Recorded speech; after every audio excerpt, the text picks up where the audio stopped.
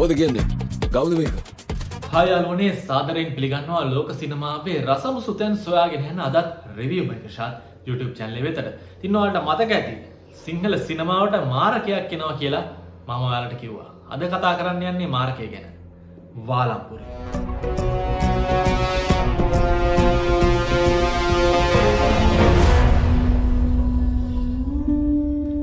චිත්‍රපටය එන්න කලින් වාලම්පුරි ෆිල්ම් එකට මම ට්‍රේලර් රියැක්ෂන් එකක් කරා. අන්නේ වීඩියෝ එකත් අනිවාර්යයෙන්ම බලලා ඉන්න. විශේෂයෙන්ම කියන්න ඕනේ තාම වාලම්පුරි බැලුවේ නැත්නම් ඉස්සෙල්ලම ඒ ස්පොයිලර් ෆ්‍රී ට්‍රේලර් රියැක්ෂන් එක බලන්න. ඉතින් අද මම වාලම්පුරි බලලා ආවේ චිත්‍රපටය ගැන මගේ කතාව කියන්න තමයි ඔයාලත් එක්ක මේ ලෑස්ති වෙලා ඉන්නේ. මුලින්ම කිව්වා වගේ චිත්‍රපටය අධ්‍යක්ෂණය කළේ කූඹියෝ වලින් ලාංකේය පුංචි තිරය වෙනම මානයකට අරන් ගිහිල්ලා සමාජ කතිකාවතක් ඇති කරපු ටෙලිනාට්‍යකින් ලක්මාල් ධර්මරත්න. ඒ වගේම මේ වාලම්පුරි චිත්‍රපටය නිෂ්පාදනය කරේ ලකාට උදව්වක් වුණේ අසංක දොඩන්තැන්න සහ ප්‍රදීප් පෙරේරා. ඒ අයටත් මේ වගේ රිස්ක් එකක් අරගෙන චිත්‍රපට නිෂ්පාදනය කරාට මුලින්ම මගේ ගෞරවය. එහෙනම් ඉතින් වැඩි කතා මොකටද? අපි කතා කරමු චිත්‍රපටය ගැන. හැමෝම බලන් ඉන්නේ වාලම්පුරි මොන වගේ දෙයක් මට බලපෑමක් කරාද කියලා ප්‍රේක්ෂකෙක් විදිහට දැනගන්නනේ. මුලින්ම වාලම්පුරි ට්‍රේලර් එකෙත් මම ආස වුණු කොටස තමයි බඹරු අඬන්නා ගීතය. ඉතින් මේ වාලම්පුරි චිත්‍රපටයේ ට්‍රේලර් එකේ වගේම මුලින්ම ආත්මය බවට පත්වන්නේ පසුබිම් සංගීතය සහ මේ බඹරු අඬන්නා ගීතය. මේ ගීතය එක තමයි චිත්‍රපටයේ සම්පූර්ණයෙන්ම චරිතවල හැසිරීම, ඒ අය ගන්න තීරණ, ඒ අයගේ ආත්මය, ඒ අයගේ යටිපෙළ අපිට කියව ගන්න අදහස ලබා දෙන්නේ. බඹරු අඬන්නා කඳු හත නෙළුම් මලේ බඹරු අඬන්නා ගීතය කියවෙනවා වගේ අපි දන්නවා බඹර කැපිල්ල කියන ලේසි පහසු දෙයක් නෙමෙයි. මුලින්ම මේ බඹරා බොහොම මහන්සියෙන් මල් පැණි එකතු කරලා තමන්ගේ ජනාවාසය හදනවා. මේ ජනාවාසය තුල තමයි අපි රස කර කන බඹර වදේ බඹර පැණි යාලේ ක්‍රැස් කරන්නේ. ඊට පස්සේ මොකද කරන්නේ? මේක දකින්න මිනිහා බඹර වදේ හොඳ තැනකට ආවට පස්සේ පැණි එකතු වුණාට පස්සේ මෙයා දුම් ගහලා එක එක දේවල් කරලා මේ බඹර පැණි ටික තමන් සතු කරගන්නවා. මේක මේ බඹර කපද්දි මේ බඹර කවි කියනවා. අන්න එතනදි කියනවා බඹරට පිං අත්වේවා කියලා. හැබැයි පිං වලින් ලැබෙන මගුලක් නෑ බඹරට. බඹර හරිය මහන්සි වෙලා තමයි මේක තමන්ගේ ජනාවාසය වෙනුවෙන් තමයි මේ බඹර වාදය හදාගන්නේ. හැබැයි මිනිහා කරන්නේ ඒක හොරකම් කරන එක. ඒ අතරතුර පිං අත්වේවා කියලා මිනිහා කියන්න පසුබට වෙන්නේ නැහැ. හැබැයි පිනෙන් ලැබෙන ලබ්බක් නැහැ. අර කියනවා වගේ. ඊළඟට මොකද වෙන්නේ? ඔයාලට මතකද B ඇනිමේෂන් ෆිල්ම් එක අපි බැලුවා. අර කොමඩි ආතල් ෆිල්ම් එක. මේකේ මීමැස්සෙක් නඩු කියනවා මේ ව්‍යාපාරික පන්තියට විරුද්ධව. මෙන්න මේ කතන්දරේ තමයි මේ වාලම්පුරය තුලට ඇවිල්ලා තියෙන්නේ. අන්තිමට මොකද වෙන්නේ? බඹර කපන්නටත් මේ බඹර පැණිය හොඳට හදලා එන රස විඳින්න හම්බෙන්නේ නැහැ. අරක එක්රැස් කරන බඹරටත් මේක නැති වෙනවා. අන්තිමට මේක රස විඳින්නේ අර B ෆිල්ම් එකේ පෙන්වනවා වගේ එක්ස්පෝර්ට් මාකට් එකේ ඉන්න අය, විදේශිකයෝ, ඒ වගේම ඉහළ මධ්‍යම පන්තිය. මේ තමයි සුපර් මාකට් එකට ගිහිල්ලා මේ බොහොම මහන්සියෙන් හදපු, ඒ වගේම බොහොම මහන්සි වෙලා බඹරුන්ගේ කටු ඇනගෙන කඩාගත්තු බඹර පැණි ටික රස විඳින්නේ. මේ බඹර පැණිය වගේ තමයි වාලම්පුරි චිත්‍රපටයේත් වාලම්පුරිය. මේකේ වටිනාකම දන්නේ අදෘශ්‍යමාන හස්තයක්. මේක විකුණ ගන්න බෑ. සිඩ්නිලා වගේ නිර්ධන පාන්තිකයාට මේ වගේ නිදානයක් එකපාරට හම්බුණාම ඒක විකුණ ගන්නවත් ඒ අයට අධ්‍යාපනයක් නෑ. දන්නේ නෑ. එයා මේ පන්තියේ නෙමෙයි. ඒකත් අර සාපයක් වගේ තමන්ගේ අතට වැටුණා. ඉතින් මේ සාපෙත් එක්ක තමයි වාලම්පුරි චිත්‍රපටය ගලාගෙන යන්නේ. මම ආසම සීන් එකක් තමයි මේක ඕපනින් සීක්වන්ස් එක. මම මේකට මාරලා. ඒකට හේතුව එකපාරටම අපිට දෙනවා මේ කතාවට අතාරිනවා සාමියව පෙන්නලා. ඊට පස්සේ සිඩ්නි ගුටිකෑමත් එක්ක අපි මේ සමාජයට ඇදලා දානවා. අන්න ඒකත් එක්ක මේක ලංකාවේ කතාවක් කියලා පෙන්වන්න අර ලංකාවේ ජනාධිපතිවරුන් සීක්වන්ස් එකක් විදිහට අපිට පෙන්වගෙන යනවා.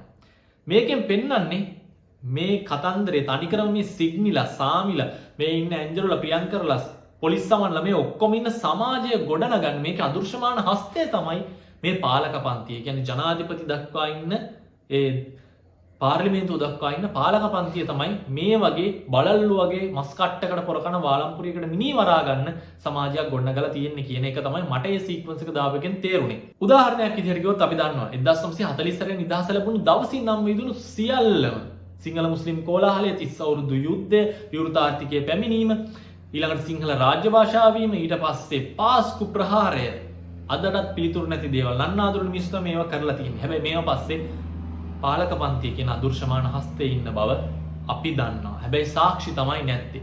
මිනිස්සු බල්ලෝ වගේ ಜಾති ආගම් කුල ભેද වලට මරා ගන්නවා, පන්ති ભેද වලට මරා ගන්නවා.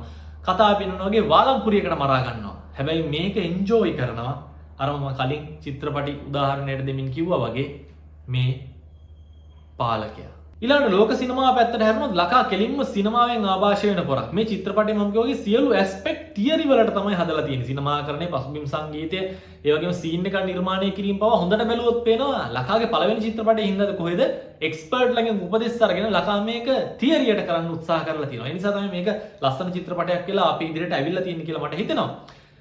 ලෝක සිනමාව ගැන කතා කරන්නම් කිව්වනේ. මෙන්න මේ කතාවේ යටිපෙළ තමයි මට ගන්න ඕනේ. මොකද අපි කොච්චර ඇස්පෙක්ට් ගැන කතා කරත් මේක යටිපෙළ ගැන කතා කරේ නැත්නම් ඒක අඩුපාඩුවක් කියලා මට හිතෙනවා. මොකද කතා කරන ගොඩක් තැන්වල ෆිල්ම් එකේ ඇස්පෙක්ට් ගැනමයි කතා කරලා තිබුණේ. සිනමාකරණයේ සංගීතය, රංගනය වගේ දේවල් ගැන ඒවා ගැන කතා කරන්න ඕනේ. හැබැයි චිත්‍රපටයේ තියෙන අර කෝයක ගැනත් අපි සාකච්ඡා කරන්න ඕනේ ප්‍රේක්ෂකයෝ විදියට කියලා මට හිතෙනවා. අයිස් වයිට් ෂට් කුබ්රික්ගේ මේක තනිකරම පෙන්වන්නේ පාලක පන්ති අසීමිත බලය, අතෘප්තිකර බව. ඒක පාවිච්චි කරන්න පුළුවන් එයාලට විතරයි. ඩොක්ටර් බිල් වගේ සාමාන්‍ය මිනිස්සුන්ට මේකත් එක්ක සෙල්ලම් කරන්න බෑ කියන එක අයිස් වයිට් ෂට් එකේ පෙන්නනවා. හරියටම අර වාලම්පුරේ ලැබුණු නිර්ධන පාන්තිකයෝ ජහුටපොලේ අපේ නිර්ධන පාන්තික කණ්ඩායම වගේ. මොකද්ද කරන්නේ? අපිට හැප්පෙන්න පුළුවන්ද? අන්න ඒ තිගැස්ම එනවා. ඊළඟට ඔයාලට මතකද Gods Must Be Crazy චිත්‍රපටය. මේ කොකාකෝලා බෝතලයක් අහසෙන් වැටිලා වෙන ඒ සමාජයට වෙන සම්පූර්ණ අවුල් ජාලය. හරියට මේ කොහෙවත් නැති වාලම්පුරිය ලැබුණා වගේ කතන්දරයක් තමයි ඒකත්. ඊළඟට අපි තවදුරටත් හැරුණොත් මේ චිත්‍රපටය ඔයාලට මතකද විජේ සේතුපති හිටපු සූදුකව, නානුම් රවුඩිදාන්, කාදරම් කාදුම් පෝගුම්, මේ වගේම ටැරන්ටිනෝගේ පල්ප් ෆික්ෂන්. පොඩි පල්ප ප්‍රබන්ධ ස්වභාවයකින් කතාව ගලාගෙන යන අපිට පේන ෆ්ලෝ එක.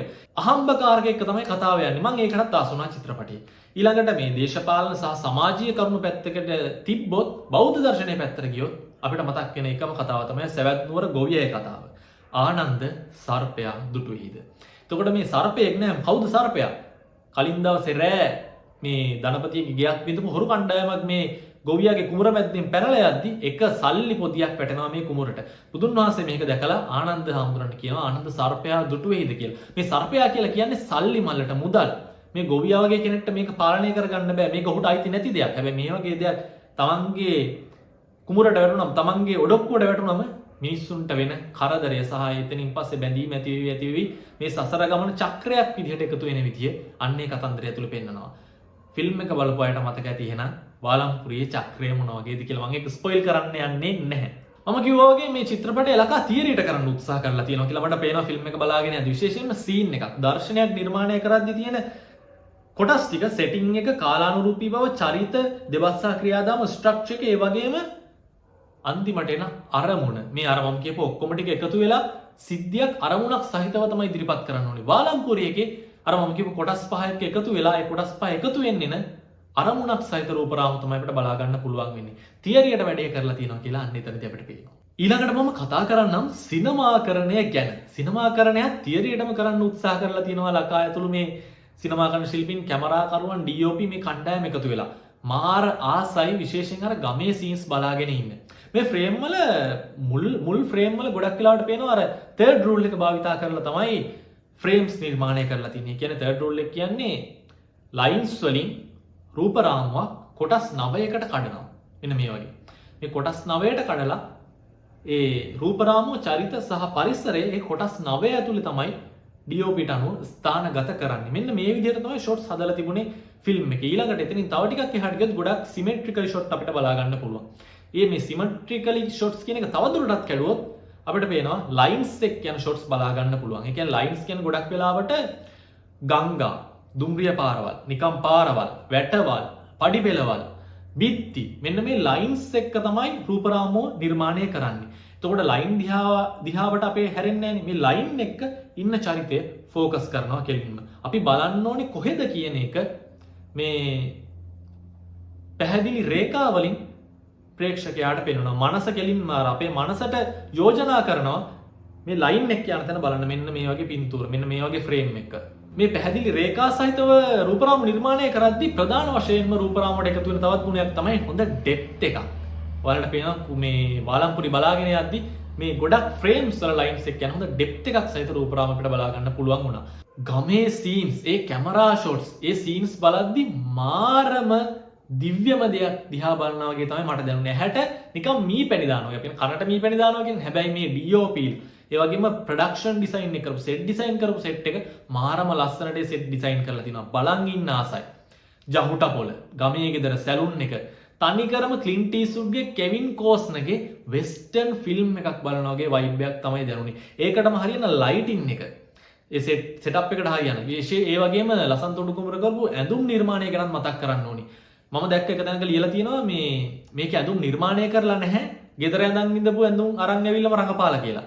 ඒ කියන්නේ ඇඳුම් නිර්මාණය කරා කියලා පේන්නේ නැති තැනට ලසන් තොඩු කුමර ඇඳුම් නිර්මාණය කරලා තියෙනවා. බලන් ඉන්න ලස්සනයි. අර මම කියපු ලයිටින් එක. පොඩි වෝම් යෙලෝ ගෝල්ඩන් මික්සුන් ලයිටින් එකක් තියෙන්නේ. අර පරණ වෙස්ටර්න් ෆිල්ම්ස් වල වගේ. ලකා හොඳට වෙස්ටර්න් ෆිල්ම් බලනවා කියන එක නම් මේකෙන් තේරෙනවා. විශේෂයෙන් මේ කණ්ඩායම. ඒ වගේ මතක් කරන්න ඕනේ මේ ෂොට්ස් ගැන මතක් කරොත් මේකේ මාර ලස්සන එක්ස්ට්‍රීම් ක්ලෝස් අප් එකක් තියෙනවා ෆිල්ම් එකේ. බලපු අය දන්නවා බලපු නැති අය බලන්න එක බලද්දි මාරම ආතල් එකක් ඉන්නේ. ප්‍රියන්ත සිරිකුමාරගෙන් සිඩ්නි අයියාගේ එක්ස්ට්‍රීම් ක්ලෝස් අප් එකක් පෙන්වනවා. ඒත් එක්කම අනිත් චරිත ලෝ ඇන්ගල් ෂොට්ස් වලින් ඒ වගේම ස්ලෝ මෝෂන් පෙන්වනවා. මම කිව්වා වගේ නිකන් once upon a time in America බලනවා වගේ තමයි වයිබ් එකේ සීන්ස් වල. මෙයාලව ගමේ පෙන්නද්දි ඒක මාර ලස්සනයි. බලන් ඉන්න ආසයි. ඊළඟට මතක් කරන්න ඕනේ පසුබිම් සංගීතය සහ ශබ්ද පරිපාලනය කරන චින්තක සහ අතුල ජයසිංහ තමයි පසුබිම් සංගීතය සහ ශබ්ද පරිපාලනය කරන චිත්‍රපටයේ. මුලින්ම මතක් කරන්න ඕනේ මේ චිත්‍රපටය මම කිව්වා වගේ ආත්මය උනේ බඹරු වඩන්නා සහ මේ පසුබිම් සංගීතය. අනිවාර්යයෙන්ම මේ වගේ පසුබිම් සංගීතයක් නිර්මාණය වුණේ නැත්තම් මං හිතන්නේ වාලම්පුරි අපිට මේ තරම් දැනෙයි කියලා. සමහර තැන්වල මගේ පුංචි චෝදනාවක් තියෙනවා. සීන්ස් වලින් මේ දර්ශනයෙන් රංගනයෙන් ඒ වගේම කතාවෙන් ප්‍රේක්ෂකයට දෙන්න තිබුණු සමහර දේවල් පසුබිම් සංගීතය සහ ගීත නිසා යට ගියපු සීන්සුත් මට දැනුණා සමහර තැන්වල. කියන්නේ ගීතය අපිට දැනුණා කතාවේ සීන් එකට වඩා සමහර දර්ශනවල. ඊළඟට ශබ්ද පරිපාලනය ගැන කතා කරොත් සහ මේ චිත්‍රපටයේ ඩබින් එක ගැන කතා කරොත් අනිවාර්යයෙන්ම අතුල ජයසිංහ මතක් කරන්න ඕනේ. මේ චිත්‍රපටය මම හිතන්නේ ඩබ් කරද්දි දර්ශන ධර්මරාජ් අපේ ප්‍රවීණ රංගන ශිල්පියා ජීවිතුන් අතර නැහැ. ඉතින් අපිට අහිමුණු මැනිකක් අනිවාර්යයෙන්ම චිත්‍රපටය බලද්දිත් ඔයාලට දැනෙනවා දර්ශන් තාම ජීවත් වෙනවා වගේ ෆීලිං එකක් දැනෙනවා. ඒ තරමට ඒ ඇක්ට් එක ප්‍රබලයි. දර්ශන් තවරාජ තමයි දර්ශන්ගේ දෙබස් හඬ කවල තිබුණේ. ඒක ඉතාම ගුණාත්මකව කරලා තිබුණා. ඒක නම් මතක් කරන්න ඕනේ. ඊළඟට දෙබස් ගැන මතක් කරන්න ඕනේ. දෙබස් මතක හිටින දෙබස් තිබුණා. ලකායකට දක්ෂය කූඹියෝ එකේ තාමත් මේක නම් ගේමක් තමයි කියන එක කූඹියෝ තිරගත වෙලා මෙච්චර කාලයක් ගිහිල්ලත් කූඹියෝ අපි බලලා තාම කූඹියෝකේ දෙබස් අපි මීම් වලට කරනවා. තාම කූඹියෝකේ දෙබස් කතා කරනවා. ඉතින් වාලම්පුරියත් ඒ වගේ මතක හිටින දෙබස් කීපයක්ම තිබුණා. හැබැයි මට පොඩි ප්‍රශ්නයක් ආවා සමහර තැන්වල විශේෂයෙන්ම සිඩ්නි සහ පොලිස් සමන් අතර දර්ශන ඇති වෙද්දී මේ සමාජ අර්බුදය, දේශපාලන අර්බුදය, ජීවිතවල තියෙන අර්බුදය කටින් එක දිගට කියන්න උත්සාහ කරලා තිබුණා. අන්න ඒ වගේ තැන්වල මට පොඩි කම්මැලිකමක් දැනුණා. ඒ වගේම ඒක දෙබස් වලින් එක දිගට කියාගෙන යන්න නැතුව තමන්ගේ දුකාන් දෝනාව නත් නිර්මාණශීලී විදිහට ඉදිරිපත් කරා නම් කියලා හිතුණා මට. කොහොම නමුත් මාත් එක්ක බලපු අනිත් අය නම් කිව්වේ මේ සමාජ දේශපාලන අර්බුදය මෙහෙම කෙලින් කිව්වේ නැත්තම් ලංකාව වගේ සමාජයකට මේක තේරෙයිද? ලකා ඒ නිසා තමයි මේක දාන්න නැත්තේ කියලා. ඒකෙත් ඇත්තක් තියෙනවා. මොකද අපේ ඔළුවට ගහලා පෙන්නලත් අපිට මේ අපි ජීවත් වෙන සමාජයේ අර්බුදය මේ දේශපාලන අර්බුදය තාමත් තේරෙන්නේ නැහැ. ඉතින් එහෙම බලපුවාමත් ලකා මේක කරලා තියෙන්නේ අපිට තේරෙන්නේ කියලා තමයි යාළුවන්ගේ මතය උනේ. ඊළඟට අපි කතා කරමු කතාවේ ප්‍රබලම ඇස්පෙක්ට් එක. මේක අවසානයට ගමන් තියාගත්ත ඒ තමයි රංගනය සහ චරිත. ප්‍රධාන චරිතය විදිහට පේන චරිතය ප්‍රියන්ත සිරිකුමාර හේවත් සිඩ්නි අයියා. මේ තමයි මේ මොහොතේ ලංකාවේ ඉන්න විශිෂ්ටම නළුවා සහ ජනප්‍රියම නළුවා. මේ දෙකම එකතු වෙන තැනක් අමාරුයි. වගේ මේ වගේ වයසකදී මම දැක්ක එක ලිපියක තියෙනවා ප්‍රියන්ත සිරිකුමාර මේ වසර 30ක කට්ට තමයි මේ එළියට දාන්නේ කියලා. ඒ කියන්නේ ඒ තරමට වසර 30ක් කොපදෙමුණු මැනිකක් තමයි අපි මේ මොහොතේ නිලුම් කුළුනේ බැක්සයිඩ් ටෙලිනාට්‍යයෙන් පීතෘ ඊළඟට වාලම්පුර චිත්‍රපටයේ සිඩ්නි විදිහට අපි දකින්නේ. ඉතින් කතන්දර කියන්න දෙයක් නැහැ. ඒ වගේම විශේෂයෙන්ම මේ වගේ විශිෂ්ට තැනක මේ වෙනකොට පීක් එකේ රංගනයා ඉන්නේ. ඒ තරමට රිලැක්ස් රංගපානවා. මෙහෙම ඉඳලත් අර ඉතුරු චරිතත් එක්ක ඒ චරිත පරයා යන්නේ නැතුව තමන්ට අදාළ දේ විතරක් කරන්න ප්‍රියන්ත සිරිකුමාර නළුවෙක් විදිහට විශිෂ්ටයෙක් වෙලා තියෙනවා. ඒ කියන්නේ ඔහු හැම වෙලෙම පාලනයකින් යුතුව චිත්‍රපටය ඇතුළේ රංගපානවා. අනිත්යට රංගපාන්න ඉඩ දීලා තිනවා. මම්පොර සීන් එකක් නැහැ. ඒකට මම කැමතියි. ඊළඟට මතක් කරන්න ඕනේ චිත්‍රපටයේ සයිලන්ට් කිලර් කෙනෙක් හිටියා. එයා තමයි අෂාන් ඩයස්. අර අලිමංකඩ සිරිවැරකුම් වගේ චිත්‍රපටිවල හිටපු ප්‍රබල නළුවා දෙබස් ඉතාම අල්ප ප්‍රමාණයක් දීලා චිත්‍රපටය ඇතුළේ පාලනය කරලා තියෙනවා. තවත් පාලනය කරපු නළුවෙක්.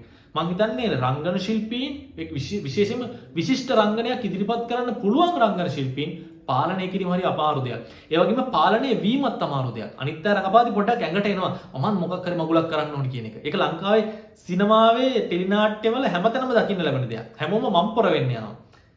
ප්‍රියන්ත සිල් කුමාර වගේම අශාන් ඉතාම පාලනයකින් යුතුව රංගනයේ නිරත වෙනවා. ඒ පාලනයේ අන්තිම සීන් එකේදී අර ස්ටේෂන් එකේ ඒක එළියට දානවා. අපිට ඉන්න සයිලන්ට් කියලා තමයි අශාන් ඩයස්. ඊළඟට මතක් කරන්න ඕනේ තුමිදු දොඩන්තැන්න. ඇත්තටම ලකාට ස්තුතිවන්ත වෙන්න ඕනේ තුමිදුව ජෙහාන් නොකරපු එකට. ඒවා ඒ හා සමාන චරිතය ප්‍රියන්ත සිරි කුමාරට දීපු එක ලොකු දෙයක්. නැත්තම් මේකත් තනිකරම කූඹියෝ ඔළුවේ තියන් යන වගේ එකක් තමයි. කූඹියෝ සහ වාලම්පුර කියන්නේ දෙකක්. ප්‍රියංකර සහ ජෙහාන් කියන්නේ දෙන්නෙක්. ඒ වගේම ජෙහාන් හැර ප්‍රියංකර කෙනෙක් වෙන්න පුළුවන් කියලා තුමිදුව අපේ චිත්‍රපටය ඇතුලේ පෙන්නනවා. අංජන ප්‍රේමරත්න අපි දන්නවනේ ගොඩක් වෙලාවට ලාංකීය සිනමාව වගේම ටෙලි නාට්‍ය ගත්තොත් ලංකාවේ නළුව කියලා එළියට දාන්නේ අවුරුදු කුමාරයෝ කුමාරියෝ TikTok වල හෙළුවෙන් අරන කොල්ලෝ කෙල්ලෝ වගේ මොඩල්ස්ලා. මේ නළුව නෙමෙයි නළුව වෙන්න උත්සාහ කරන්න පුළුවන්. හැබැයි මේ අය එහෙම උත්සාහ කරන්නේත් නෑ. අර තමන්ගේ තියෙන එක එක දේවල් ඇතුලේ තියෙන ප්‍රශ්නත් ඇතුලේ තියෙන එක එක රහස් කතන්දර එක්ක තමයි මෙයාලා රඟපාන්නේ. අපි දන්නවනේ. හැබැයි අංජන ප්‍රේමරත්න කියන්නේ අර අමරසිරි කලන්සූරිය වයිබ් එකේ මේ ලාංකීය පෙනුම තියෙන නළුවෙක්. අපිට ගොඩක් අඩුයි. ගොඩක් වෙලාවට බයිසිකල් හැන්ඩල් ගිල්ල වගේ නළුවෝ ඉන්නේ. ඇඟ පුම්බගෙන එහෙම නෙමෙයි නළුවා කියන්නේ. ලාංකීය සිනමාව ඇතුලේ ලංකාවේ නළුවෙක් අපිට ලාංකීය විදිහට දැනෙන්න ඕනේ. අංජන ප්‍රේමරත්නගේ අන්න ඒකේ තියෙන අර කට්ට ඇරලා දෙන දෙබස් එක්ක තනිකර ගමේ එකේ දිහා බලන් ඉන්න රහ. ආය අංජනට රඟපාන්න දෙයක් නැහැ. මේ වගේම තවත් නළුවෙක් තමයි පූජන දන්දෙනිය. මේ දෙන්න මම දැකපොර අමරසිරි කලන්සූරිය ටයිප් එකේ අපිට ඉන්න නළුවෝ දෙන්නේ. ඊළඟ චිත්‍රපටයේ තවත් විශිෂ්ටතම රංගනයක නිරත වෙන අපි ප්‍රයෝජනයක් ගත්තේ නැති තාම සුපිරි නළුවෙක් තමයි වසන්ත මොරගොඩ කියන්නේ. පොලිස් සමන් ඇතුළේ හු ජීවත් වුණා. තනිකරම අර මධ්‍යම පාන්තික ඇඳුම පොලිස් කාකි ඇඳුම ඇඳන් ඉන්න පොලිස් නිලධාරියාගේ ජීවන රටාව ඒ ආත්මය වසන්ත මොරගොඩ තමන්ගේ ඇඟට දාගෙන එළියට දානවා. 100% ඊ රංගනය ගැන කියන්න දෙයක් නැහැ. චිත්‍රපටයේ විශිෂ්ටතම නිලිය උදයන්ති කුලතුංග කාන්තා අර්බුදයේ නිර්ධන පන්ති සැමියෙක් බැඳලා ඒ විදිහට දුක අම්මා කෙනෙක්ගේ කතන්දරේ විනාඩි 10කටත් අඩු කාලයක් තමයි උදයන්තිට තියෙන්නේ. විනාඩි 5ක් කොහොමරි 10කට අඩුයි මට දැනුණ විදිහට. මාරම ලස්සනයි බලන් ඉන්න. උදයන්ති කියන්නේත් අපි තාම හරියට ප්‍රයෝජනයක් ගත්තේ නැති නිලියක්. ඔයාලට මතකද වීරයා ගෙදර ඇවිත් එකේ පට්ට ඇක්ට් එකක් දෙනවා. ටෙලිනාට්‍ය වල නැත්තම් බලන්න රොෂාන් රවීන්ද්‍ර ඉන්න. උදයන්ති දැනට අපිට ඉන්න විශිෂ්ටතම නිලියක් බව ඇය මේ පුංචි තිර කාලය ඇතුලේ ඔප්පු කරනවා. ඒ කියන්නේ රූපරාමු 10ක් ඕනේ නැහැ. රූපරාමු එකක් තිබ්බත් ඇති. පැයක් ඕනේ නැහැ. විනාඩියක් තිබ්බත් ඇති. මගේ ඇක්ට් එක මන් දෙනවා කියන නිලියෙක් තමයි උදයන්ති. ඊළඟ චිත්‍රපටයේ හිටිය සරත් කොතලාව දිල්හානි එකනායක. මට මේ චරිත ගැන පොඩි ප්‍රශ්නයක් තියෙනවා. සමහර වෙලාවට මේ වගේ චරිත මම දැකලා තියෙනවා. ගමේ සෙට් එකේ ඉන්න සරත් එහෙම නැත්නම් නිමලේ මාමා අතන දිල්හානි එකනායක දාපු අර පොෂ් ගැහණියගේ චරිතය. මේ වගේ චරිත අපි දැකලා තියෙනවා. මමත් දැකලා තියෙනවා. හැබැයි නිකන් ඩයලොග් ඩිලේ එකක් මට දැනුනේ මේ චරිතවල. ඒ කියන්නේ හිතලා කියනවා වගේ. මේ චරිතය බවට මේ චරිතය බවට පත් වෙන උත්සාහ කරලා තියෙනවා. නමුත් එහෙම වෙන්න බැරි වුණු ගතියක් මට දැනුණා අනිත් චරිතවල රංගනය දිහා බලාගෙන ඉද්දි. සහ මට තවත් තියෙන චෝදනාවක් තමයි නැත්නම් නිරෝෂන් විජේසිංහ වගේ සුපිරි නළුවෙක් අරගෙන මේ චරිතයෙන් ප්‍රයෝජනයක් ගත්තේ නැති එක. ඊළඟට සහාය චරිත ගැන කතා කරොත් අනිවාර්යයෙන්ම ලකායකට දක්ෂයි. සියලු සහාය චරිත මතක හිටින විදිහට ඉදිරිපත් කරන්න. ජනිතා සේවියර් කංශික වගේ අර හිටපු හැම චරිතයක්ම අපිට ෆිල්ම් එකේ ඉවරලා යද්දි මතකයි. මම ආය කතාවේ මුලට එන්න කිව්වා වගේ මේක ලංකාවේ දේශපාලන අර්බුදය, සමාජ අර්බුදය, ආගමික අර්බුදය, ඒ වගේම මිත්‍යා මත සහ පන්ති ભેදය මේ සියල්ලම එකට කැටි කරපු ඒ වගේම ෂොනා මික්ස් කරපු western, noir, comedy, black comedy, drama, suspense thriller මේ ඔක්කොම එකට මික්ස් කරලා ගෙන ආපු ෆිල්ම් එකක් තමයි වාලම්පුරි කියන්නේ. ඉතින් අනිවාර්යෙන්ම ගිහිල්ලා බලන්න. ලංකාවේ මෑතක හදපු හොඳම ෆිල්ම්ස් වලින් එකක් තමයි වාලම්පුරි. මේ තමයි අපිට ඕන අපේ සිනමාව. ඒ කියන්නේ කොහෙවන් ඉන්දියාවෙන්වත් කොරියාවෙන්වත් ඇමරිකාවෙන්වත් කොපි කරපු නැති ලංකාවේ එකක් ලකා හදන්න උත්සාහ කරනවා. මම හිතනවා ප්‍රේක්ෂකයෝ විදියට අපි මේ මොහොතේකට උදව් කර යුතුයි. මේ වෙනකොට වාලම්පුරි තිරගත වෙන තාම සාර්ථකව ඔයත් ඒකේ සාක්ෂිකරුවෙක් වෙන්න ගිහිල්ලා බලන්න.